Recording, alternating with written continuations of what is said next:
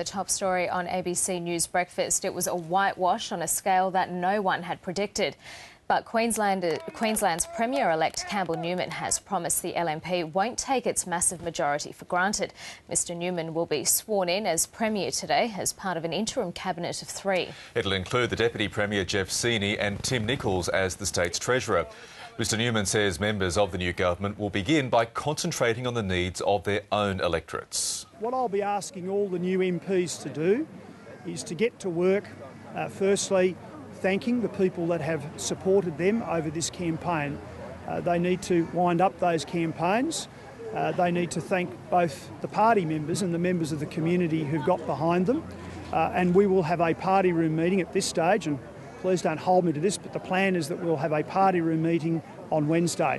I'll be then giving them some further direction about how they should then go forward. And the big thing for them is to get going in their electorates, to develop a plan to deliver their promises in the electorates. Meanwhile, the outgoing Premier Anna Bligh will resign from Parliament following her crushing election defeat. She says the broader Labor movement needs to heed the lessons of her government's huge election defeat. We need to be very clear about the results here. This is a devastating loss for Queensland Labor, and there are many parts that contributed to that. But I do think there is a broader sentiment in the electorate, not just here in Queensland but across the country, and we've seen it in other state elections, about Labor and where we are at this part of the 21st century. The world is changing and Labor has to change with it. I don't think we've got the recipe easily just off a shelf, but I do think we have to turn our minds and to listen to the electorate and understand that they want us to change. Outgoing Premier Anna Bligh there. Now, the federal Labor Party is on notice this morning after that massive election victory by the Liberal National Party. We're joined now by our correspondent Andrew Green. Andrew, good morning. Now, federal ministers like Anthony Albanese have said over the weekend that this was a state poll purely on state issues, and he's largely right there, but the implications are rather troubling in the broader sense for federal Labor. Yes, that's right, Michael. It certainly has caused shockwaves across the federal caucus, which has now watched a succession of state governments suffer big defeats, Labor governments, and also the Labor Party surviving its own scare at the last federal election.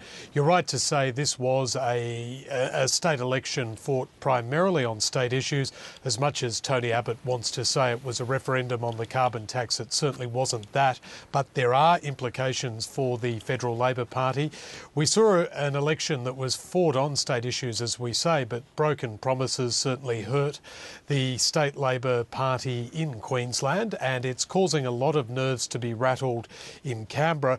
If the swings were to be replicated at a federal level, federal Labor would lose its existing 8 seats in Queensland, and the devastation could also be even worse in a state like New South Wales, where analysts such as Anthony Green are suggesting that Labor could lose as many as 20 federal seats in the state of New South Wales. So there are certainly a lot of warnings now for federal Labor. Anna Bligh, as we just heard, was talking about the Labor brand needing to reinvigorate itself and find a new direction. Well, it's a message that's also been backed up by another former Premier, and that was Peter Beattie speaking over the weekend. I mean, the reality is the Labor Party's in crisis, so we have to have federal ministers pouring through Queensland. We have to spend time selling our policies. Julia needs to buy a house here. We have to sell what the Labor Party's done, or we will face a similar wipeout here. Peter Beattie there, and also this morning, Andrew Green, there are again murmurs about a possible, and I underline the word possible here, resurrection by Kevin Rudd in the wake of this absolutely disastrous election result for Queensland Labor. Look, again, it is important to stress that it is only possible, as you say, and murmurings, and it's so far anonymous, as you'd expect.